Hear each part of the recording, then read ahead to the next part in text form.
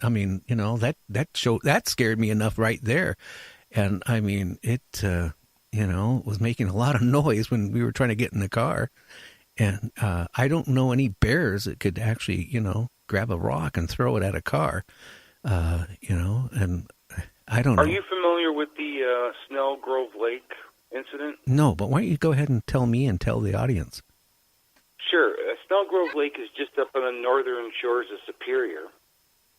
And one of the incidents that had occurred was a gentleman has a fishing lodge there. It's not accessible by road. Got to go in by fishing plane.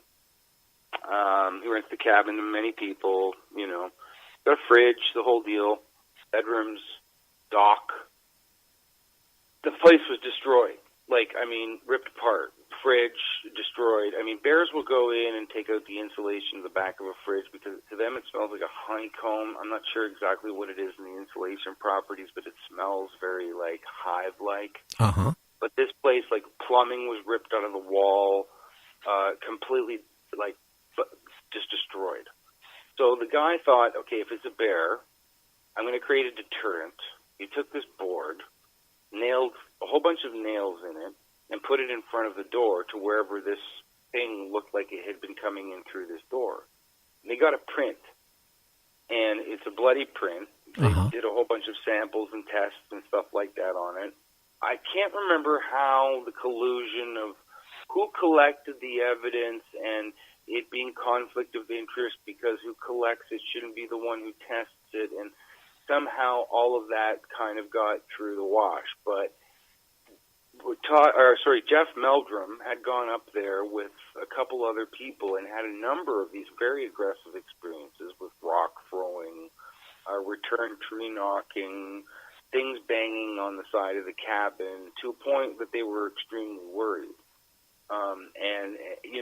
I think that's, says something about that location and what's been going on there for a long time, and it kind of confirmed a lot of suspicions. But what was interesting, too, is about this board with the nails, aside from the actual, samples that were on it, it had the shape of this really large 12 to 13-inch print. Like it looked like a foot, like a big human foot, and a bear paw does not look like that. Uh-huh. So it almost like, something had stepped, was so big, it only stepped onto the porch in a certain way, and by doing so, got his foot filled with nails, but left this sort of indentation or shape, of the blood, in specific, where it showed up on all the nails to outline the footprint. But a series of other research projects that went back there with Jeff and a number of people had a ton of experiences that were like that. So I find that really interesting. Again, another reputable person from a university in the U.S., I think it's Iowa, going up and trying to do hard research on what it is. And again, I believe he's collected one of the biggest collections of plaster casts and photographs, mostly plaster casts, that people have sent him from all over the world, and in some cases has even gone to some of these amazing locations himself to collect them. So, yeah, Snell Grove Lake, and my brother and I had a crazy idea one day we were going to go up there, but 12 hours north of us, and you need a plane to get in there, so I don't know when that's going to happen. Yeah. I don't know. I don't want to ever run across another one. That was bad enough. And they say no one's found remains of them. But then again, too, I don't think they're a heavily populated species. So I do think, for example, I moved where I moved at 20 years ago, or almost 20 years ago, in Gig Harbor, Washington. When I moved in, everybody around here, which was very few, was all cedar trees. And then, within a year or two, people started buying the property. All of a sudden, the cedar trees were gone. But when I first moved in here, there was a lot of deer running around. There was a lot. I actually saw a bear and a cub walking down the street. Well, I haven't seen a bear or a cub or anything in 19 years. So they kind Wow. of, and it's not so much. I think what happens is as population kind of gets into their area, they move on deeper and deeper. I mean, that's just my feeling. I don't think whatever I ran into wanted to see me. I'm sure it didn't want me there, and I'm sure in a lot of cases they don't want people there. And like I was telling you too, I think if you look at how many people, I don't know in the Canadian, I never checked that, and I'm going to check that, have gone missing in your park systems. I know. Apparently, quite a number. Yeah, and that's scary because in our country, they really don't keep much records of it. And I've read about this one detective who's been doing a lot of research on it. It's been 16,000 people since 1900 to 2014. 16,000 people. Is that missing 911? I believe so, yeah. Yeah, that I can't remember the gentleman's name. He's got a big dark mustache. Yeah. Oh, his name eludes me right now. But yeah, there's a number of things along the lines of that, and including a number of other paranormal things, as you mentioned, where people have just gone missing. They're gone. Yeah. There's no trace of them whatsoever. Like, no body is ever found. Nothing. Or when they find them, like I was telling you about that case of a 5-year-old boy, 15 miles away from the campground, and no way, 5-year-old kid can walk 15 miles and up half of the side of a mountain, and they found basically the clothing off to the side, and then the bones over in another section, where the clothing was removed. And I don't know, it doesn't go into it like where, if he was Aiden or what, but if it was somebody growing pot back then and you stumble across it, I just don't believe that. I mean, it's kind of strange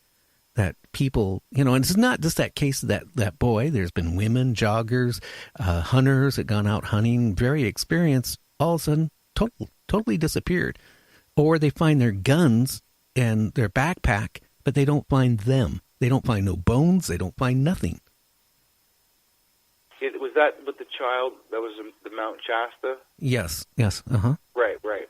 And that particular area, again, with paranormal researchers, somehow has some kind of a connection to a multitude of different things, from like ethereal beings to UFO activity to Bigfoot activity to, and I guess this is in a weird way. I mean, look, we're maybe the paranormal and or let's say that side of spirituality is kind of connected into science, because I mean, dimensionally we know there's at least 11 different dimensions. We can't all participate in all of them, but the ones that we do participate in are probably limiting us in some ways to understanding, and some dimensions can't participate with us. I've heard even in some Aboriginal communities saying, well, they have that ability, to move between spaces that we don't have, because many, many years ago when we started to change and become different, they didn't. They went on a different path, and that connection even to, Gaia, the natural, like, orientation of divinity that we have existing around us. I mean, how can somebody that's living and controlled in a digital environment, in the 21st century, really understand that, or even go down that road? The evolution across the cosmos is going through so many different changes that we can't even conceive of, because in our own realm of understanding, we don't even have the ability to understand what it is. We don't even have a description for it. It'd be like a caveman trying to say, a rainbow is a rainbow because of light refraction. He wouldn't say that. They'd be like, thinking it's like a god or something, and its descriptiveness is the only thing that he has. Same thing with, I was talking today with somebody about Pliny the Younger, trying to describe this huge pyroclastic flow moving, 10,000 feet into the environment as Mount Vesuvius explodes. What am I looking at? How do I describe it? So I think as people, if you're conditioned to one way of seeing things, you're not going to be very open to others. Oh, you're so right about that too. It just makes me, I don't know, it just makes me open my eyes up and makes me wonder what is going on. But and I think for me personally, I mean, people are like, well, you're a crackpot, man. Like, you're seeing Bigfoot, you're telling UFO stories. That this was something that was like even closer connected to my grandparents, because from the old country, there's these crazy stories sometimes. And my grandmother, I would say, was kind of cross, and I say this lovingly about her, like a mystic sage in Yoda. Okay? Like something like that. And one of the stories I grew up with was the fact that my grandmother's brother was born with all of his hair and his teeth, and he could already speak. And from the age of 2, kept telling everybody that he would die at the age of 11 under an apple tree. Oh, wow. And he would practice his funeral daily with kids. He would go to the village, in the main part of the village, and talk to old men and say, you're going to come to my funeral. I'm going to die before you. And people would come to my great-grandmother and go like, what's with your kid? Your kid's like, he was either a little strange, maybe. Cursed. yeah, or he's divine. One of the he's either cursed or he's divine. You have the devil's child, or he's like a sage. I grew up with that story, and it happened. Uh-huh. It wasn't like, Mom, is this true? My mom would be like, yeah, Ergi was a real person. He was born. This is what happened. This is a picture of him. Here's his death certificate. Oh, wow. And I'm like, so for me, in hearing other even stories my grandfather told, at a young age, long before I ever picked up a book about a UFO or heard stories or watched a show or a movie, was already prevalent in my thinking space. And like you said, keeping a more of an open mind or an open ear or a third eye, pineally, open to these kinds of things, you start to see things. But again, for me, even the paranormal experiences that I've had are significantly related to something personal. That's why psychologists would probably go, well, you're anthropomorphizing, because like a pregnant woman that would wonder if she's pregnant, she sees a light bulb and she goes, oh, am I pregnant? I'm looking at a watermelon in a store, am I pregnant? No. The things that have happened on those levels and statistically occurring are in the 1 to the quadrillions. Oh, yeah. And that I would have had a better luck at putting down money to win $10 million in a lottery than those kinds of things occurring. Oh, wow. So, yeah. you got to tell me something else. And the people that were there that witnessed them are my judge and jury. And so, again, if I had not somehow been lucky enough, like the bees I was telling you about earlier, or what, to been there at that moment to pay attention, I wouldn't have seen it. And that's the thing. There's so much defocusing even in the 21st century from so many things that we miss those moments of beauty that are meant for us. Yeah. At certain points in time. Spiritual people say this all the time. That was meant to happen to you. Uh-huh. I want to get back to the situation where you ran into this creature. Did you ever really feel like threatened at all over it, or? I was, yeah. I mean, I was, like I said, in this genuflecting kind of pose, half turning, half running, and afraid. Like this is big. Because after it turned, that svelte-like profile had gotten so wide when it was bolting towards me. I was like, I got to get out of here. Like, it scared me because I didn't know what it was.